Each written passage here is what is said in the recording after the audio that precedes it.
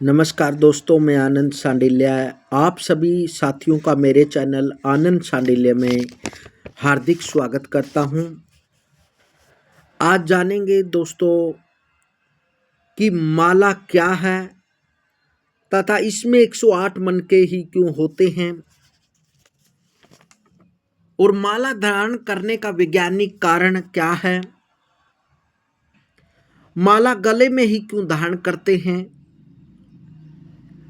विभिन्न माला के धारण करने से क्या लाभ होता है और जब भी हम कोई पूजा पाठ अनुष्ठान जप करते हैं, जो भी देवी देवता का हम यज्ञ अनुष्ठान करते हैं, तो उसमें अलग अलग प्रकार की मालाओं का उपयोग होता है। तो किस अनुष्ठान में किस माला को यूज किया जाता है या फिर किस दोष को दूर करने के लिए किस माला का उपयोग करना उचित रहता है, संपूर्ण जानकारी आपको इसी वीडियो में प्राप्त होगी। माला एक पवित्र वस्तु है जो शुद्ध एवं पवित्र वस्तुओं द्वारा बनाई जाती है। इसमें 108 मनके होते हैं जो साधक को जप संख्या की गणना करने में सहायक होते हैं। इन 108 मनकों का रहस्य यह है कि भारतीय ज्योतिष में 27 नक्षत्र बताए गए हैं और प्रत्येक नक्षत्र के 4 चरण होते हैं। इस प्रकार 27 गुना 4 108 हुए। यह संख्या पवित्र ही नहीं बल्कि अत्यंत पवित्र मानी गई है। जप करते समय साधकों को होठ एवं जिह्वा को हिलाना पड़ता है, जिस कारण कंठ की धमनियां प्रभावित होती हैं और साधक को कंठमाला, गलगंड आदि रोग होने की संभावना बन जाती है। ऐसे रोगों के होने की संभावना से रक्षा बचान करने के लिए औषधि युक्त काष्ठ, तुलसी, रुद्राक्ष आदि की माला धारण करते हैं। यदि हम कोई अनुष्ठान किसी शत्रु को लेकर या कोई हम किसी पर विजय प्राप्त करना चाहते हैं या फिर आपका कोई कोर्ट कचहरी का केस है या फिर लंबे समय से आपने किसी केस में विजय प्राप्त नहीं हो पा रही या फिर आप शत्रु का विनाश चाहते हैं, तो उसके लिए कमल गट्टे की माला का उपयोग किया जाता है। इसे शुद्ध जल व गंगा जल में या गुलाब जल में धोकर माला को उससे जप किया जाता है, जिससे आपका कार्य सिद्ध होता है। मारण एवं तामसिक कार्यों के लिए सर्प की हड्डी की माला का प्रयोग किया जाता है। विष्णु जी को प्रसन्न करने के लिए तुलसी की माला का उपयोग किया जाता है। दीर्घायु होने के लिए, महामृत्युंजय मंत्र का जप करने के लिए, भगवान शिव को प्रसन्न करने के लिए रुद्राक्ष की माला का प्रयोग किया जाता है। जो भी भगवान शिव से संबंधित कोई पूजा अनुष्ठान जप होता है, तो उसमें विशेषकर रुद्राक्ष की माला का ही उपयोग किया जाता है। संतान गोपाल का जप करना हो तो फिर जीव पुत्र की माला का उपयोग किया जाता है। यह एक जो बेर के अंदर बीज होता उसके जैसी माला होती है। जो बेर के अंदर गुठली होती है उस जैसे नमूने की यह माला होती है, इस मणका होता है,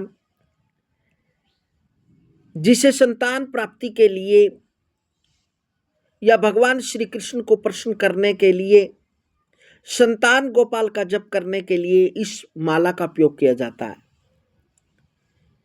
पाप नाश के लिए यदि किसी पर आपको लगता है कि आपसे कोई पाप हो गया है जाने में अनजाने में, या फिर आपकी कुंडली के अंदर कोई पाप दोष है,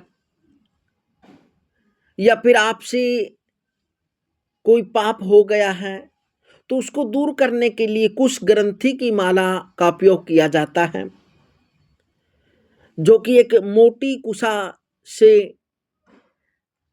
माला बनाई जाती है। कुश की ग्रंथि गांठ से माला को बनाया जाता है, जो पाप सभी प्रकार के पापों को नाश करने के लिए जप किया जाता है। विघ्न हरण हेतु यदि आपको बार बार कोई कार्य करते हैं, या फिर आपका कोई कार्य नहीं बन पा रहा, या फिर कोई मांगलिक कार्य करते हैं उसमें कोई विघ्न आ जाता है, या फिर कोई आप नया व्यापार करना चाहते हैं और फिर आप व्यापार प्रारंभ कर देते हैं और फिर उसमें कुछ आपको हानियां होती हैं, या कोई बीच में तकलीफ आ जाती है, या कोई रुकावट आ जाती है, या फिर आप कोई भी किसी भी प्रकार का कोई अच्छा काम करते हैं तो उसमें आपको विघ्नता उत्पन्न होती है, तो उसके लिए आपने हल्दी की माला का प्रयोग करना चाहिए। जो भी आपने गुरु से मंत्र लिया है उसका जप करना चाहिए, या फिर माँ भगवती, महाकाली, माँ लक्ष्मी, माँ सरस्वती का भी इस माला से आप जप कर सकते हैं। नजर टोने टोटके के बचाव के लिए, क्योंकि काफी देखा गया है, काफी मकान में या कोई किसी को वैसे भी शरीर में भी टोक नजर लग जाती है, या बच्चे को नजर लग जाती है, या कोई अच्छी चीज को नजर लग जाती, गाड़ी को नजर लग जाती है, या फैक्ट्री में नजर लग जाती है, किसी भी जो भी आप कार्य करते हैं उसमें नजर लग सकती है। तो नजर के बचाव के लिए व्याघ्र नख की माला का उपयोग करना चाहिए, या तो फिर आप इन मालाओं से जप कर सकते हैं, या फिर जितनी भी मालाएं आपको बताई है इनको आप कंठ में धारण कर सकते हैं। यदि आप जिस भी कामना को लेकर जो माला धारण करते हैं तो उसको पहले शुद्ध जल व गंगा जल से, गुलाब जल से स्नान करवाकर उसकी पूजा करें, धूप दीप दिखाकर उसे धारण कर लें। और जब भी माला आप कंठ में धारण करें तो फिर उस माला को धारण करने के साथ साथ इसके नियम भी होते हैं। इसमें शुद्धि का विशेष ध्यान रखना आवश्यक होता है। शुद्धि का नियम करना होता है, शुद्ध रहना होता है, तामसिक भोजन से बचना होता है, मांस मदिरा आदि से दूर रहना चाहिए, सात्विक रहकर ही माला को धारण करना चाहिए।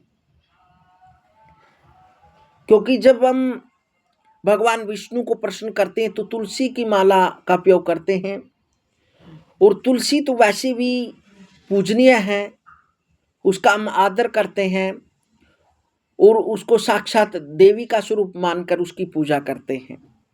तो उसी प्रकार हम जो भी माला कंठ में धारण करें या कोई जप करें तो उसके नियमों को फॉलो करना होगा। उसकी जानकारी आपको अगली वीडियो में देंगे, उसकी जानकारी आपको अगली वीडियो में प्राप्त होगी। तब तक हरिओम।